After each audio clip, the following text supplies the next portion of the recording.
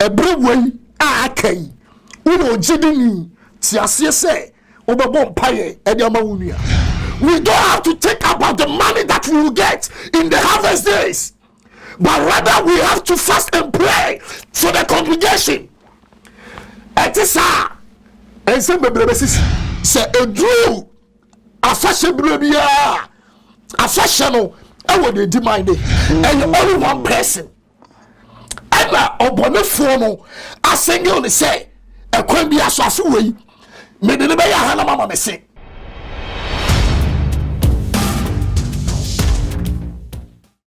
Ewiase ade ya pa ne se uti wiase na honam nye na honam so yensere emfa ntukwan yensere emfa nko aye na opese oma honam kasa pa ade a ene na ukwati abijas ene na ukwaku me se frɛ abijas eba ema ntade ema change ema duku ema bet ema somade eye toma ema shoes eye rings a na fa bibia fa make us hu bia de ene na fa wo hawo na odadwene ekodan abijas ensan yo se wo spray papa enkun papa semana papa fa o hawo no pakodan abijas na eba social media handles nso a Facebook Abijas Beauty Empire, Instagram Abijas_Beauty Empire. Fasa number way na ubenya Abijas 404 Abijas 883 Abijas 6576 Abijas ehwani ebehuada.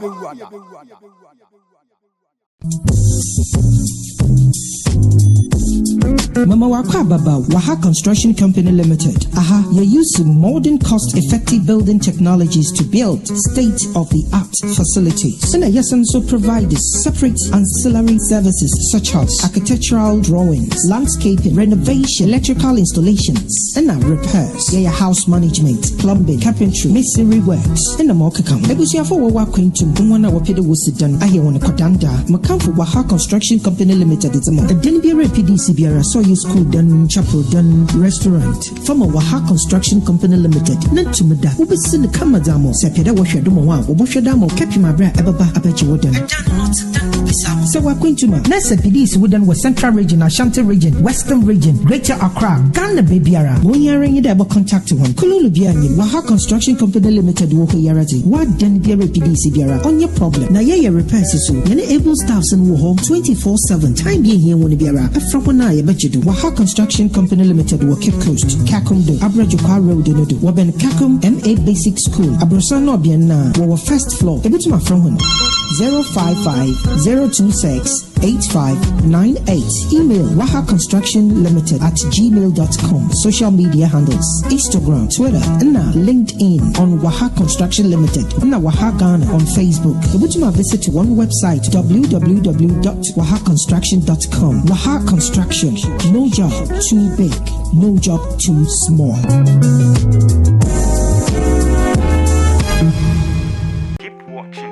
Mofantula and TV. Keep watching, don't change it. Keep watching, don't change it.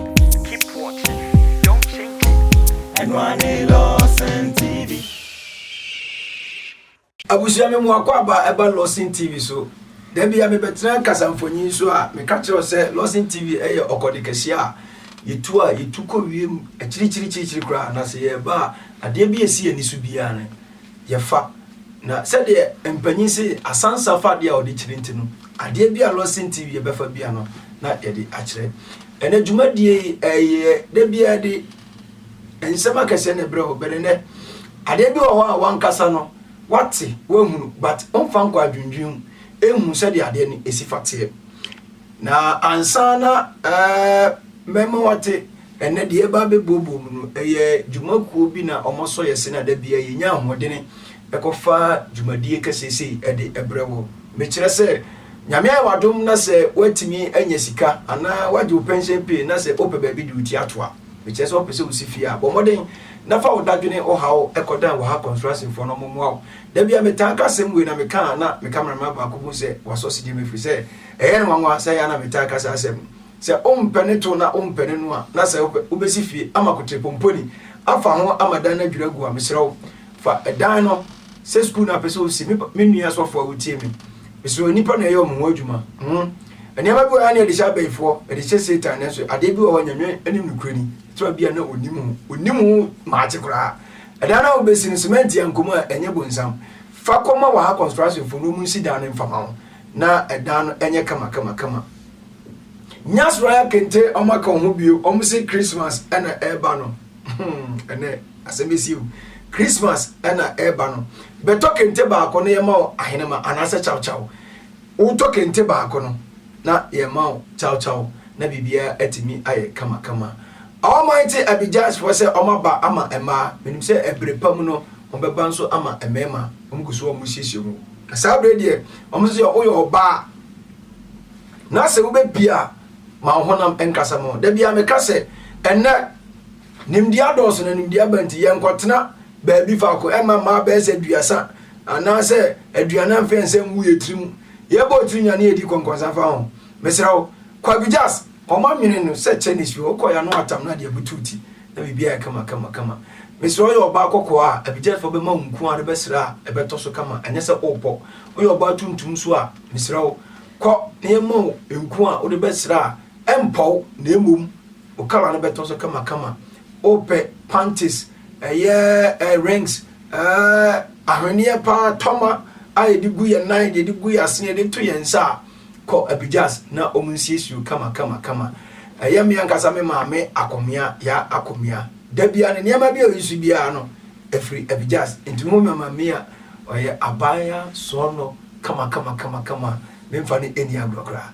yankopon enshiraw na ena asama da pronso ansana yebekoso no ena asama emu na emu hu ankasa enti me pese ansa na me guess kra no me den na didi a chiro no odi ewura mpabu ni ewia omuamu ni pakra oye papa odi for na apom ti say adom na we nyame adom ene mo mpaibo am nkom kotodwuma mo kan Lawson TV enti nyame so wahu ye mobo papa we di ansa na me bodi kra kire ahwefo no me pese odi ewura sunsun na de odi ekoba bi ehodo na de se obade ne nsa the radiasi amompai.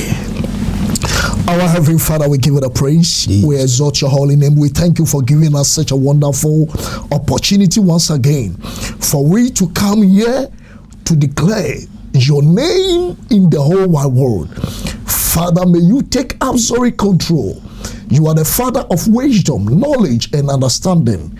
As we are here, God, may you fill us with your wisdom and knowledge, Father, to bless people out there. In Jesus' mighty name, with thanksgiving we pray. Amen. Amen. Obibo say na sofu panyi be na ahwie empire hwehwam sei e wo brofo kasa am sei me pacho enye obi ase Bishop Isaac Jakes Buadi di no bonase wan kan siansi so a aya na asemo ya ba enso Ghana so de o kan brofo no ankan ya asem ya to Bishop Isaac Jakes Buadi edini ye me de papa me sam akoba bi eba Lawson TV so also for me also mania papa da bia me kase yankopon ni mukroni o design unta de ano se ano den apansa kwa na ebe say design no be say o hala no cha o design on ta. Oh, okay, benasi me no ko yobuzia call from Tafunsha so okay usane Tafunsha so free call from traffic light, you know. Now call Tafunsha so a form on no baby and sakra no do baby washing bay no on the you do now so pebuzia will be able to be honest, we are very good in sewing. Many abuzia we advert kakraka pa ani I lost ya de man and na munyuma point papa ngusira ananka we de ngeza nke to ahona ya wodmuka beka choko ji so wodmuka onzanu ofenya nkopo njira papa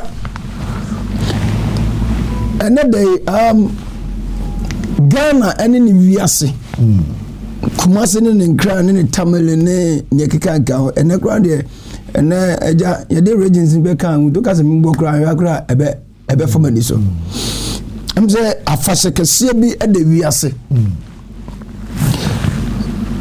November mu ne we aka ne esi December mu. Esi December mu so a sabia me no kase adwe wo bia trim for now. Bronya. Sure. Cause it say Christmas. Sajina ni wo bia ti obi prepare ni bronya tade. The one more prepare eyere try say ni kunu be ma ni bronya. Just say bibia ye bronya. Christmas. Papa na enema bi koso ewo saa afase mu a emse nipa adwenya ema so.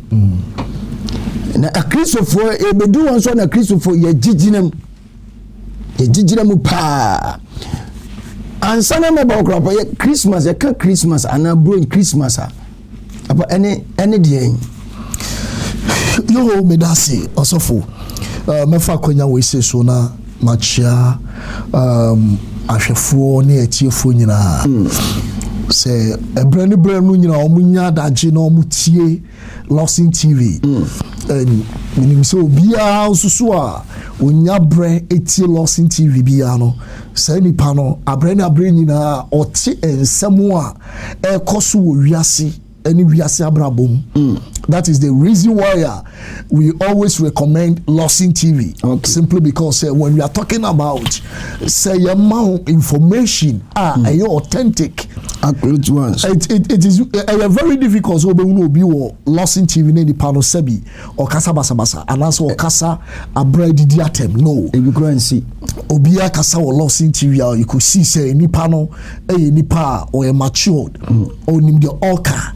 That is why I love Lawson TV. Okay. Coming back to your question, you can say Christmas a bra ye de ekai ye wurade Yesu Kristo. Okay. Sabreno any bra ye de kai ye wurade Yesu Kristo.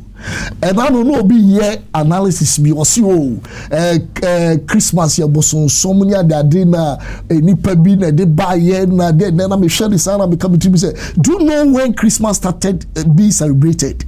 Okay. You are ignorant. You don't know the Bible. If you understand the Bible, you will know say Christmas and die you Christo Yesu. And when you know the indication and when and how we have to celebrate Jesus Christ. Oh, okay. Yes. Also, women, Bible say, Abraham Jesus Christ. And Safrobi astrologists, they are astrologists, they study about stars. Okay. And confirm say, and we say, and so maybe a PA, Far East. The Bible say, omu who sa ensumano na ensumano indicate a king. Okay. And Bible say omu follow ensumano eba baby na Jesus Christ. Yawo no. Say omu baba ye na ye. So in this case, they came to celebrate the king who was born that particular time. They were confused. The first place they went was the king of Herod. Herod fear simply because say sa and sumano indicate or hinekesi and sa or hinene ye peno and was Jew form there and then was see a Herod fear. But no nenya hono ni awo hineno. Na ya wo hineno won boom. So these are the people, okay, me to my understanding, or introduce Christmas to celebrate the birth of Jesus Christ. That very day may and so many they didn't say yes to Christ yawono. It's yamra ni yemjina ye anase yamra ni yemshine ni monyam. It's Christmas. Yeda yedi ehye yewurade Yesu Kristo animunyam wona wodam etu bisa na rasa betie Papa from baby I would free away as a me confused kakra because ensem bi nipa bi ene wo mo nua so fo bi timba out but come for Christmas Christmas abosonsom osofo so bi catch now say Christmas abosonsom a sinihu deɛ kyɛ ne sɛ me ne mmienu yɛte yɛ yi sɛ yɛ celebrate your birthday nokora yes me celebrate my birthday October ya of course celebrate me on the May I will celebrate mine okay and look at something here also say ewie wo yase obi etena se no obobra no owo no onyam emma enyamanana na se na wo dadru a are you expecting me say these people should not go and celebrate the father, the uncle, the grandparent, or whoever? They have to celebrate the person. So likewise, Saturday yesu so do Christmas I will say you celebrating your radi Christo Yesu simply because say enye wonu a e kamenu mienu e kan kwaje na wai enye wonu e na ye adom e na ma menu mienu yasebi yɛte sɛ mia yɛteɛ ɛnɛ da yi na sɛ ɛda se ɛdu hɔ nom na sɛ mese me nkɔ celebrate a hwɛ ma mema one example mea me nananom me nana Kwasi Buadi ne Kwaku Buo okay na ɔmo yɛ akɔmfoɔ na ɛduru ɔmo afahyɛ a wɔsɛ ɔmo ɛyɛ celebration a trust me na meyɛ ketewa deɛ ɛso ne yɛ na o yɛbɛkɔ akɔgyina hɔ no wɔn bɛbɔ wɔn twene ne wɔn adeade abɛkɔm hɔ ne yɛ na you could see sɛ mmeranteɛ mmabaawa mmerewa nkɔkorɔwafoɔ obiara paspeti wɔn kantwene wɔn wosontowa why because they are celebrating whom they believe or what they believe deɛ ɔmo gyidie no okay omo nim say eyabusiana e na aboa wo ban ahwe omo so omo afu omo yeye omo abso omo so aboa wo mama yeye it is a no sad time no automatically they will give reverence to that person it no omo sorry anajo omo baguro sa bontwini a ebi wo bebetima to omo bi 3 days okay me na e dey so almost share saa nipa na ni munyam ala so almost share saa bosom na ni enti osofo die na me pese me ma yeti ase ne say abosom mpo no omo kra mpo no omo pe na ase omo paseda omo pese wo ye bibi e de so omo ni okay enti no e ba ne saa e wo say ye nsusu ye agidifo ye krapo de ye na jare de ahenie na dom ye aditi na ye de fa ayeye ne animunyam ma Yewurade Yesu Kristo ne ye beka se ya bosonsum just imagine yetu Yesu celebrate your birthday na Yesu Kristo birthday na so on person celebrate Kwame Nkrumah birthday cry you understand okay no Kwame Nkrumah birthday cry Ghana for say Kwame Nkrumah raji independent e dey amaye kai it's all say celebrating no which I agree it me declare holiday cry I was say holiday also simply because say ono e be gina ye e wo jefa wudie e fra brofo nsem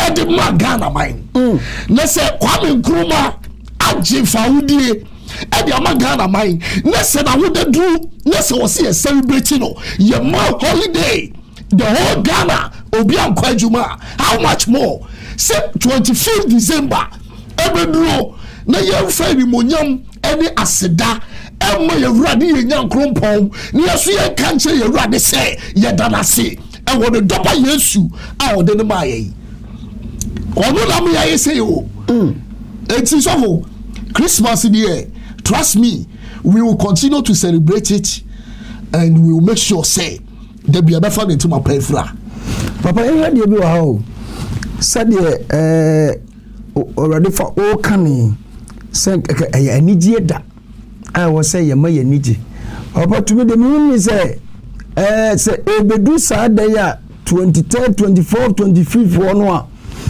enema bebre ne sisi no ye kwanhia betesi ja to ha saa Christmas ni mu no mojasem ene ade what a kwanhia obi kura be ko be wo wa so fu de bozo obi kura mfroda 25th of November betu ko to infro papa me ko na hwekwa mo ma me sure den na wo ho papa adenti asanka ya ni je dan de keni kwase pate du wonu ma accident bibi okay also for my clarify dey bi wa ha na most of times na nye Christmas no specific okay no momu no na dey wo mu say celebrating we are heading the last days of the year.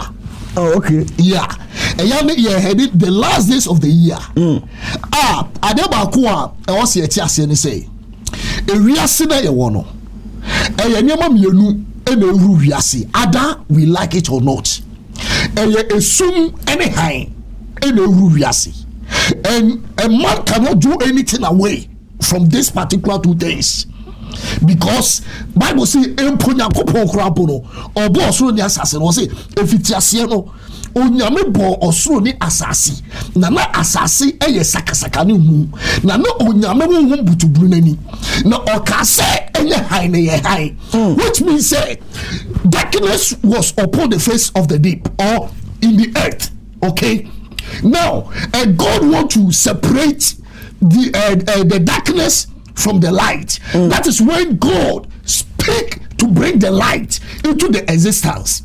But you know what? Nyankopon wan peja so sumuno emphasize isu. Okay. Namom obohan e de be wura esumunim. It's what he did they say. After we no and ka say now your friend esum is the first day. A high is the second day. You understand? Now or separate here. I want to be by say we every anajo so you will ya you will be say a anajo and you will hire you will be say a da and that's a daytime. Okay, yeah, okay, that is where everybody can go out and do our individual activities. That is how God created the heaven and the earth. So in this world, adia bia was as we say subiano eye esum ene han ya no ti na brain na ya na ye catch ni passe eni penyane fru omo esum emra han. Okay, now ye kwap me ba be di bronya sorry ye ba be di new year and me know very well say so ye ba be di new year. Okay, what sorry? Why you prepare? What do you know for you? Who may harvest? You be the Christmas. You be the Christmas. Automatically by harvest. And anything that will harvest. You are doing the harvest for a Thanksgiving. Not necessarily say be obeying skagu botum. No, to let the church members understand say, and you obey and abo buying. So almost be called omo akoye adwuma enye sika and you obey and a ma homo sa akwanya no you know the Bible ne kai wo de Deuteronomy o se na nwene se e won kasa wonu die no nyansa and a ma wo di ye na momuru se e yasafa urade and a mani patumi e ma ni di ye in this case say edu won na say if kura no wo so for ka cho se be ba for dia na so for kura bo se be we deceive. Of course, yeah. Also for the civil, simply because say I finish so you know. Also for me who near onyame krawa yama. And coming back to the question. Adia masanya mani sisi say.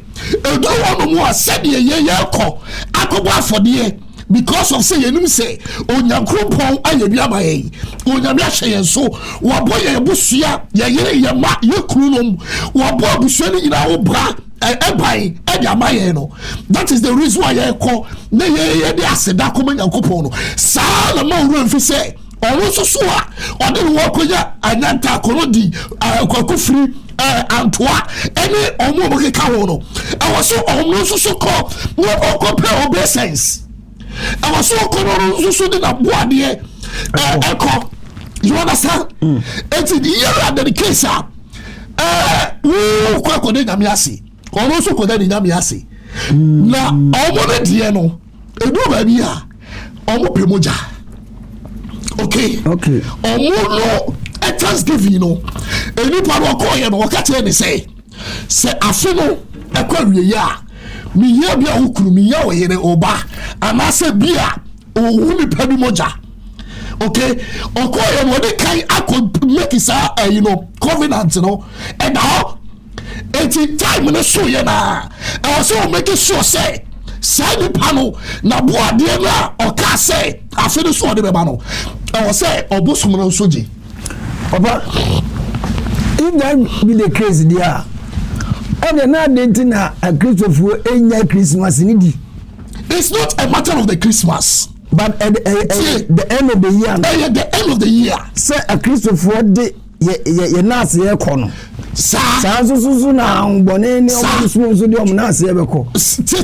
Talking about the Christmas, mommy separate okay. Share a baby no, ye mengo Christmas and the New Year. Okay, but two different things altogether. Bako the celebration of the birth of Jesus Christ. You don't know Christmas. Ye ka Yesu na woda. Okay. Okay. You know ye na woda. And bako so yes say afina so. Okay. Afino akwa asaba be si baby a ye de sha ase no. Ye no akwa ba be si.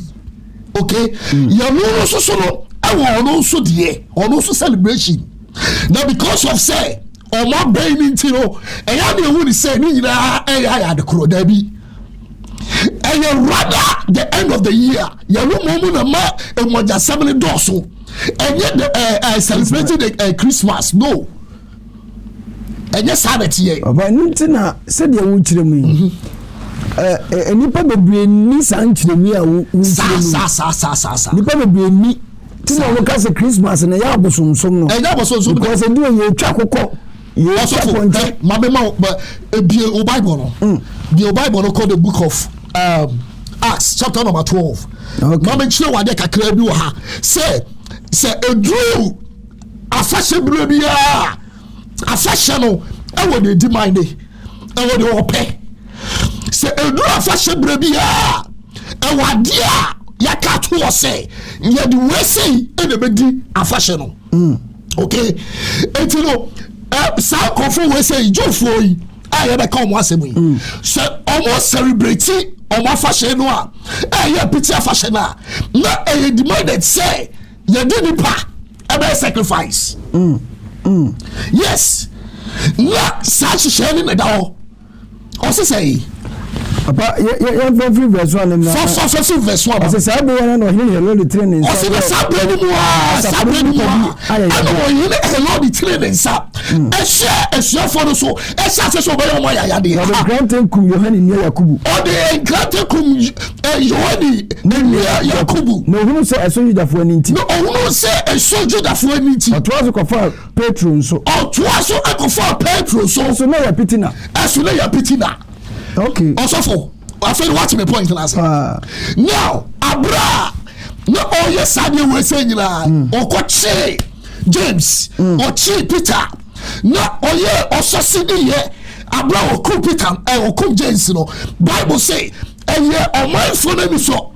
And because of say you're mindful any so, Bible say, of course, so I per se, I feel you obey a sure for a Kalakadi. It was a Coach Peter.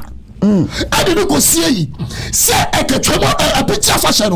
I can besa kulu Peter. Abba, no one also so ordinary for the egg and your malabosum.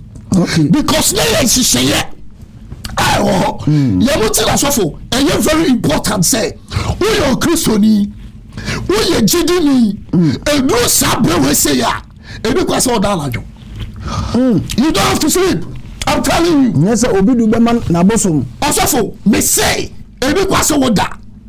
Ebi kwase woda in a reason say, ebi sapreya. That is where Obi go make sacrifice. Now what name the other require sacrifice no? What name the wakoko kan to? What name a trade any sheye? Wakoko ye. Wako make a certain covenant.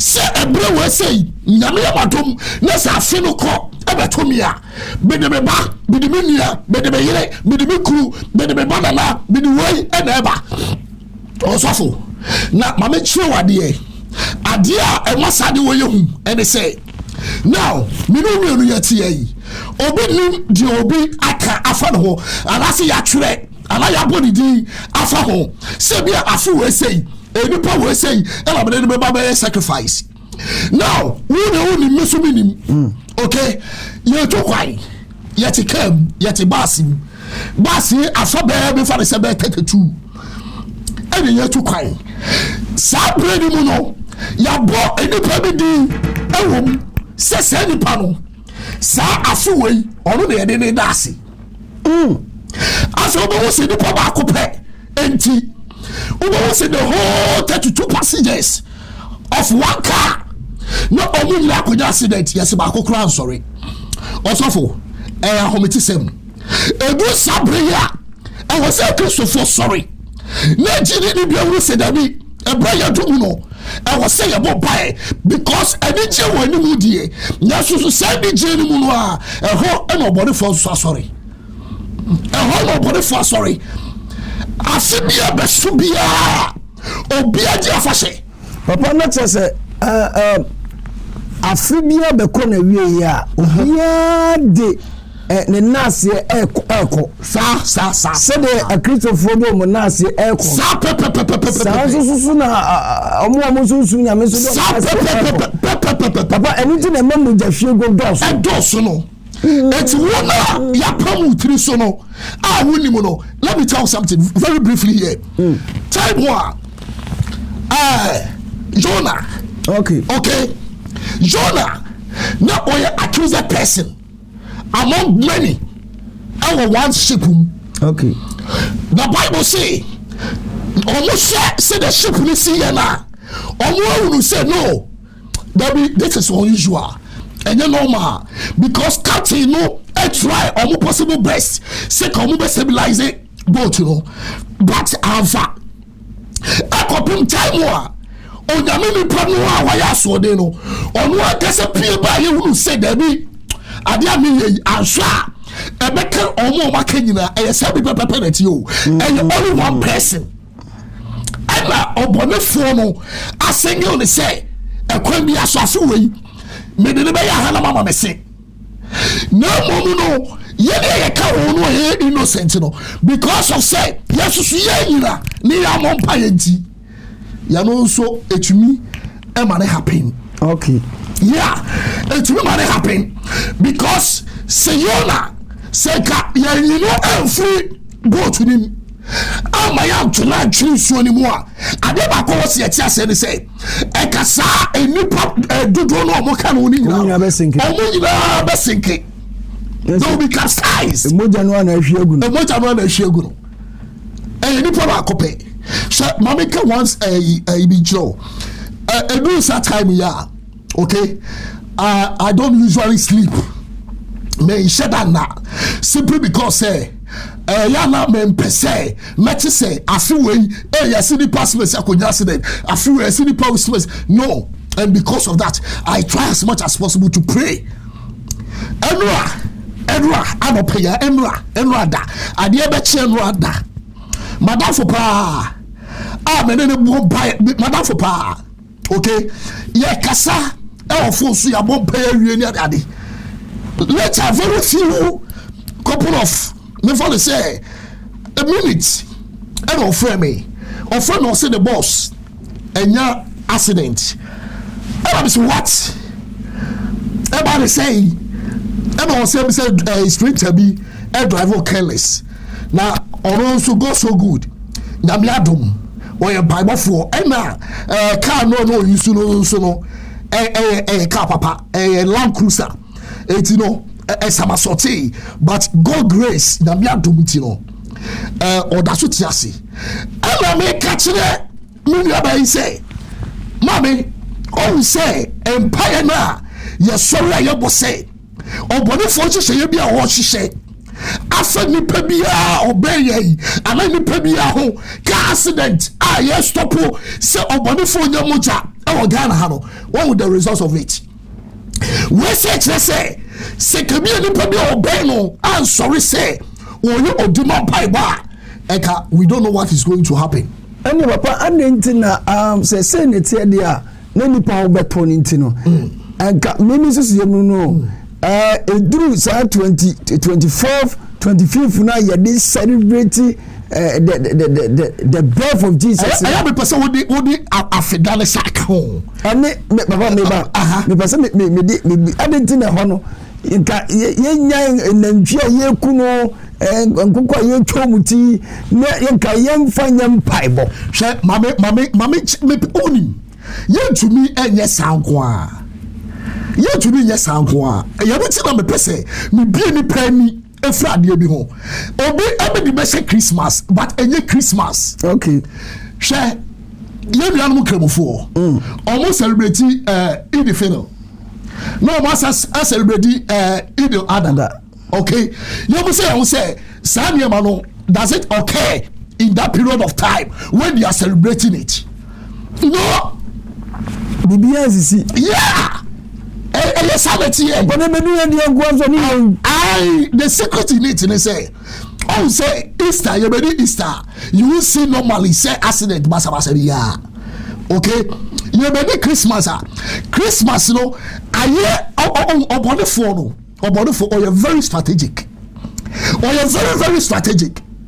Okay, I hear after mom, and yeah, before I said 1st January, no. And I said 31st December no, you know na sa plans ni sa plot ni nyina no. E wona akogu o.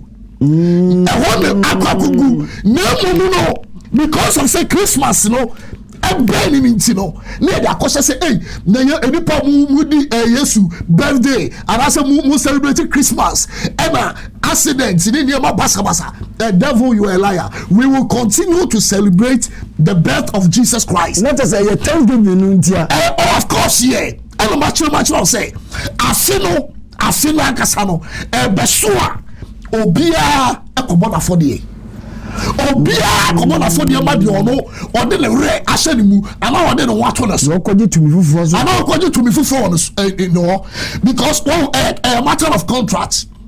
Yeah, kwa for the say, everybody that was say. So I share so I boy near Busa by. I'm a fin aqua to ye. And I say, you're celebrating the birth of Jesus Christ. Okay, at the end of the day, yes, Sabi, your own session, sir. As your session, so no boy who buy beam. Emma Fedafu from Sam come rather to ye. That is the reason why we do all those things. And now, also, so we got a occultic power. Okuta ensuo to me abosum to me and then maybe a teacher signing in almost so have to do the same. I was so one so kono koyabi na omo de no ala me kire say normally no eya na ti say ye dia epokra la nanom kra de no mo de aduane and echo but we go there purely blood. That is the reason why I quote Acts chapter 12 verse number 3. Emma unu say na pity afashe. Okay, na pity afashe no more celebrating no almost the human sacrifice almost celebrating with human beings. I was in your kokunipa. Now you go the book of Matthew chapter number 27. Okay, verse number 15. Osinada afashe no. Osinada afashe ni mo no. Amra du ja odeduani ba ko an krofo no pe no. Twaso. Osinada afashe no.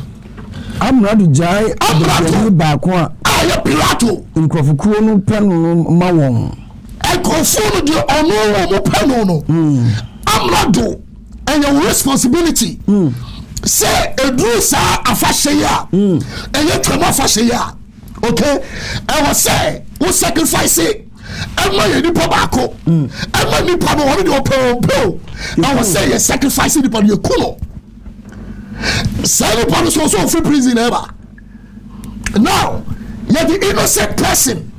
Akwa kawo, which is Jesus Christ.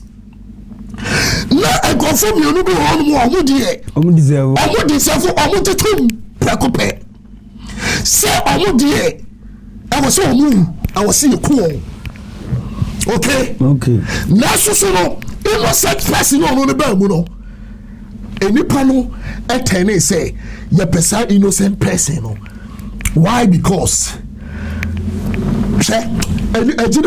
agyidifoɔ sɛ yɛbɔ mpaeɛ nneɛma yɛ ni da hɔ ɛwɔ sɛ yɛbɔ mpaeɛ nneɛma yɛ ni da hɔ ɔsɔfo asɔfoɔ ɛwɔ sɛ yɛbɔ mpaeɛ ɛno sabea we don't have to take chances we don't have to ignore the members we don't have to take about the money that we will get in the harvest days but rather we have to fast and pray for the congregation. It is and some bebrebe sisi na so ni kwase ba ne sa entesa and some bebre na ebesisi in fact nyankopon nim ne kure ni ene said the Awurade na bishop bradi so akirem media asofo bebre ka asenkafo bebre ka sofo bi kura ka do Christmas abekọ bo nsam jim oboa obeko straight oboa bombo be hye oboa what oka listen to makacho say yempese nipa bekọ oha ne amaniem ne atete mu ntino na ye papa bishop Jakes Buadi akirechim ama yete ensem bi ase said wo Christmas in bedu a wo mantam odwan no saa so na spiritually physically obi so di ni dwan ko epuase akoda ase saa nti papa sisi ya mo mpa ya hwa wo beye obi ni na ase edwan papa mpanyi se dudu akonya obakofo ntimi enye entina so mane nyi saa ya me afa so aka nsem bebrebe na mi se ensempa ahye mu ma da bia wo bepu ediama Lawson TV ahwefo ne atifo nyina papa ebre ni nti ofana word na fi wachiri kwa bia na obi ahwe program na atona koma so opese ofre no sa nya nchichemu no mo ofana word ene o number abedie abrabia mepro bie yana mepese nyame efa me so okay na abre nyina o manipa eti niam bi ase ewa brabom that is the reason why adabia me kase me onyame frɛ me no onyame frɛ me say me nya intercessor okay for the ministry and for the people of God and for the country. It's me me jumedi ame da me ye say I used to pray me bon pai e ma foforo e jini pa free o hawo ni lotodie amane ni o hawo bi mu because e wiasa setra we say empire na anya kesi wo mu a e ha adwen empire na anya kesi wo mu e ha adwen sofo and we the pastors we have to stand and pray for the congregation. That is our responsibility. Yamini de nyame hwehwe ensi ebe. Okay. Eti de me kan say ebrewei akai. Uno jidini ti ase say obebo mpaye e de ama wunua. Me no bari 0244 546 777 so be ewo how bia ni challenge bia o de on frame me say about scriptures okay I will help the person say e bible and enipa ni here enipa on frame me na onyame enso me na me so ama enipa no fa wodi papa nyankopon hira o sabrina brenya obro ho ase na Lawson TV atuensa frawa ana oba pepacha oti papa anum anse o se nyame kopon fra no nyame fra ni se odima pa odima ntino se o hawbi na mo amono ne mo Ghana bia mo hwe firi bia no ye papa number na ode atu edwa no bo mo de se obe fra no na ene ne nkasa sunsum ne munam from Awurade be fa no so e de aboa wo me so djuma de su na me ka o se we ha construction for abijast and Anyas Royal Kente Omnomobo Yachiri Edom. Me sorry Jumadi Yesu Akredi, me sorry Abraham, Menchia me mame, Nanaya Akomia, Ya Santua of our time. The CEO of Lawson TV. Asem we minya kada, meka kopim say Yesu Christo beba. Me pacho tina tie Lawson TV. The any dia na mebo ndi dia cheron. Your friend Nanaya Akomia, CEO Nankasa. Your friend na ya komi oyoba Lawson TV me se de ndia mpatwete na tini oyoba besia owo Germany your friend na ya akomia so ye no bi amfa sokwa ana ne akyenkyena nti sɛ obi ana baabi na ɔka sɛ Lawson TV ne dia sinihu me say Lawson TV de ne dia no ɛfɛ no nana ya akomia na ɔyɛ ɔba so no broni pa a ɔwɔ Germany media ne the worshiper ɔsɔfo Messi se me ma me so bi nkyia obi ɔsɔfo bi ana da bia ɔka sɛ nko ana me nso ɔsɛ me so bi kyia na ya bi ɔsɛ me so bi kyia na ya bi asa da bia sɔfo pɛ sɛ osisi me nana baba kwada o uni obema bishop me so bi kyia why me kyia me ma me so afia mansa afia ya me hyirawo no nti na ni me kyirawo why ana Auntie Lucy oboase egia me kyia wo mama said yes of we dey carry was say ochia ene de mama na chia mama na chia nyankopon enhyira obia na onye obia kese me chia prophet major 1 Eradi so me a me di juma di o to me di ane the worshiper my crowd asana yebeshia